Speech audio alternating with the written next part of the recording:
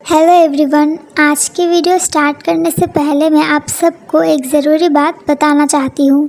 I think मुझे ये बात आप सबको मेरी पहली वीडियो में ही बता देना चाहिए था। एनीवेज, मैं आप सबको जो बात बताना चाहती हूँ वो ये है कि मैं एक स्टूडेंट हूँ और 3-4 महीने बाद मेरा बोर्ड एग्ज़ाम है, जिसकी वजह से अभी मेरे ऊपर पढ़ाई और एक्स्ट्रा क्लासेस का बहुत ही ज़्यादा प्रेशर है।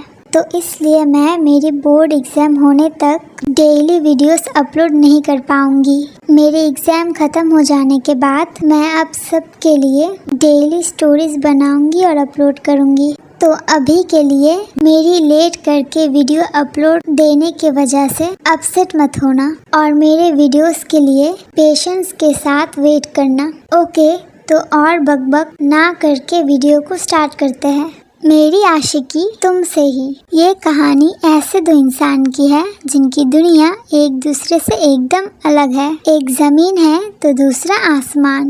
लिसा के चले जाने के बाद जांगकुक अपनी आइज़ रोल करता है और कहता है, आई बड़ी मुझे श्राप देने। खामा मेरा कितना कीमती वक्त वेस्ट हो गया इस लड़की की वजह से। जांगकुक अपना फ़ोन उसके सामने के टेबल से लेता है और अपने फ्रेंड्स को इनवाइट करता है उस क्लब में पार्टी करने के लिए। बहुत ही जल्द जांगकुक के सारे फ्रेंड्स उस क्लब में चले जाते हैं और जांगकुक उन लोगों के साथ ड्रिंक्स करना शुरू कर देता है।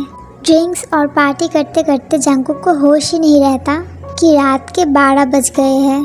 जांगकुक उसके फ्रेंड्स के साथ बहुत ही ज़्यादा मज़े कर रहा था, तभी अचानक उसका फ़ोन बजने लगता है। जांगकुक अपना फ़ोन टेबल से उठाता है और देखता है उसकी मम्मी उसे कॉल कर रही है। जांगकुक उसके फ्रेंड्स को चुप रहने के लिए सिग्नल देता है और फिर उसकी मम्मी की कॉल को रिसीव करता है। जांगकुक बेटा तुम कहाँ हो? रात के 12 बज रहे हैं, तुम अभी तक घर क्यों नहीं आए? मॉम एक्चुअली मैंने टाइम नोटिस नहीं किया। एनीवेज, मैं आधे घंटे में आ जाऊंगा घर पे। ओके, मैं और तुम्हारे डैड डिनर करने के लिए तुम्हारा वेट कर रहे हैं। जांगकुक कॉल कट कर देता है और उसके फ्रेंड्स को कहता है कि उसे अभी घर जाना पड़ेगा। उसके बाद जांगकुक अपने वॉलेट से पैसे निकालकर सबके ड्रिंक्स के पैसे दे देता है और क्लब से बाहर निकलकर अपनी कार में बैठ जाता है उसके घर जाने के लिए।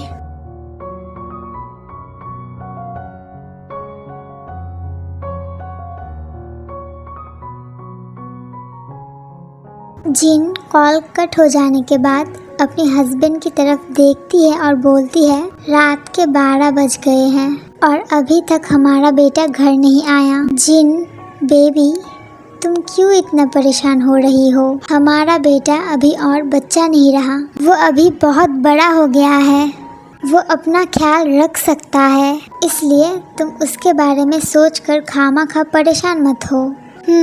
शायद तुम ठीक कह रहे हो नामजून। ऐसे ही जिन और नामजून उनके डाइनिंग टेबल पे बैठ के जांगकुक के लिए वेट करते करते एक दूसरे के साथ बात करना स्टार्ट कर देते हैं। कुछ देर बाद जांगकुक अपनी कार पार्क करके उसके मैंशन में जाके डोरबेल बजाता है। एक मेड उसके लिए दरवाज़ा खोल देती है और जांगकुक उसके मेंशन के अंदर जाने के बाद सीधा डाइनिंग रूम में चला जाता है उसके मम्मी पापा के पास एक साथ डिनर करने।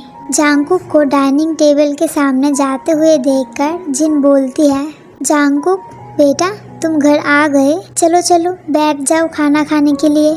जांगकुक एक चेयर में बैठ जाता है और जिन अपनी हाथों से जांगकुक के प्लेट में खाना सर्व करना शुरू कर देती है। उसके बाद वो प्लेट जांगकुक के सामने रख कर जिन जांगकुक को बोलती है, मैं समझ सकती हूँ कि तुम अभी बहुत बड़े हो गए हो, तुम्हें तुम्हारे फ्रेंड्स के साथ घूमना और पार्टी करना अच्छा लगता है, पर कभी कभी तुम्हें मेरे और तुम्हारे डैड के साथ भी टाइम स्पेंड कर लेना चाहिए।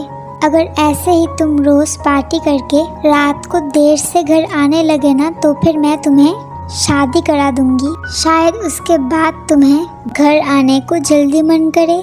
ये बोलने के बाद जिन अपना डिनर करना शुरू कर देती है और तभी जांगकुक अपनी मम्मी को कहता है, शादी? सीरियसली मॉम, अभी मैं सिर्फ 20 साल का हूँ, मेरी उम्र लड़कियों के साथ फन करने की, फ्रेंड्स के साथ घूमने की और पार्टी करने की है, शादी की नहीं। इसलिए आप अपने दिमाग से मुझे ये शादी कराने की बात छोड़ दीजिए।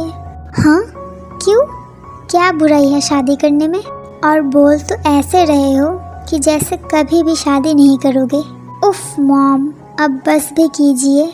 जिन जांगकुक को कुछ बोलने ही वाली थी और तभी नामजून उसे बोलता है, जिन बेबी अब बस भी करो तुम्हारे मजाक। हमारे लड़के को उसका डिनर करने दो और तुम भी अपना डिनर करो। उसके बाद जांगकुक, जिन और नामजून अपना डिनर करके अपने बेडरूम्स में सोने के लिए चले जाते हैं।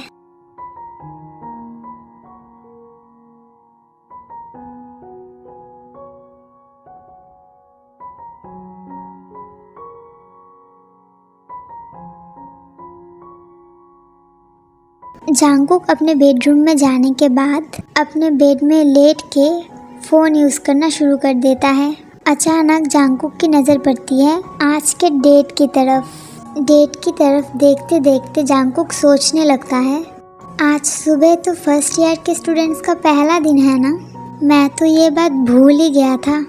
कल बहुत मज़ा आएगा स्कॉलरशिप वाले स्टूडेंट्स की क्लास लेने में। जांगकुक ये सब सोचते हुए स्माइल करने लगता है और फिर से उसका फ़ोन यूज़ करना शुरू कर देता है।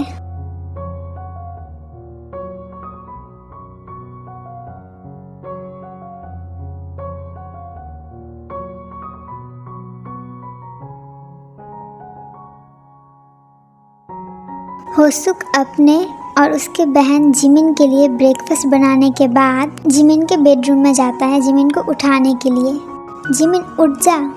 जिमिन बहुत ही ज़्यादा गहरी नींद में थी, जिसकी वजह से उसके भाई का आवाज़ उसने नहीं सुना।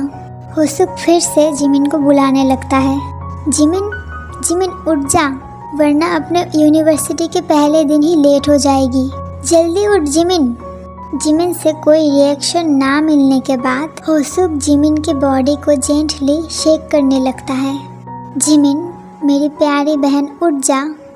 होसुक के बॉडी शेक करने की वजह से जिमिन की नींद खत्म हो जाती है और जिमिन अपने छोटे प्यारे हाथों से उसकी आईज को जेंटली रब करते हुए स्लीपी वॉइस में होसुक को कहती है, क्या हुआ भैया, और 5 मिनट मुझे सोने दीजिए ना प्लीज़।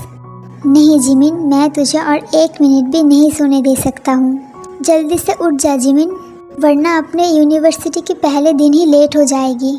तुझे अपना ब्रेकफास्ट भी तो करना है ना, चल जल्दी उठ। ये सुनने के बाद फाइनली जिमिन अपनी आंखें खोलती है और होसुक को बोलती है, हाँ भैया अब सही बोल रहे हैं, मैं और नहीं सो सकती, वरना आज यूनिवर्सिटी के लिए लेट हो जाऊँगी। चल अब उठ और जल्दी तैयार हो जा, मैं जाके टेबल में हम दोनों के ब्रेकफास्ट रेडी करता हूँ। ओके भैया आप जाओ और मैं जल्दी से तैयार हो जाती हूँ। उसके बाद होसुक जिमिन की बेडरूम से चला जाता है और जिमिन फ्रेश होने के लिए वॉशरूम चली जाती है। फ्रेश हो जाने के बाद जिमिन उसकी रूम में आकर उसकी यूनिवर्सिटी में जाने के लिए जल्दी तैयार हो जाती है। जिमिन के सारे ड्रेस बहुत ही ज़्यादा सिंपल थे, क्योंकि होसुक के पास उतने ज़्यादा पैसे नहीं थे जिससे वो जिमिन को कीमती ड्रेसेस और चीज़ें दिला सके। पर इस वजह से जिमिन को कोई ऐतराज़ या फिर दुख नहीं है। जिमिन को पता है कि उसकी वजह से बचपन से होसुक को कितने स्ट्रगल्स और हार्ड वर्क करने पड़े। इस वजह से जिमिन होसुक को बहुत ही ज़्यादा रिस्पेक्ट करती है और होसुक उसे जो भी कम पैसों वाली चीज़ें खरीद के देता है, जिमिन उन सब चीज़ों से ही बहुत ही ज़्यादा खुश हो जाती है। जिमिन उसकी यूनिवर्सिटी जाने के लिए ये सिंपल सी ड्रेस पहन के उसके हेयर में एक पोनीटेल कर लेती है। जिमिन के बाल इतने ज़्यादा बड़े हैं कि उसकी कमर के नीचे तक आ जाते हैं। हेयर पोनीटेल करने के बाद जिमिन उसकी बुक्स और हैंडबैग लेके उसकी बेडरूम से बाहर निकल के होसुक के साथ ब्रेकफास्ट करने के लिए डाइनिंग टेबल पर चली जाती है। तो गाइस आज के लिए बस इतना ही। ये वीडियो आपको कैसी लगी है मुझे कमेंट करके बताना। अगर मेरी वीडियो आपको पसंद आई हो तो फिर मेरे वीडियोस को शेयर और चैनल को सब्सक्राइब करना मत भूलना।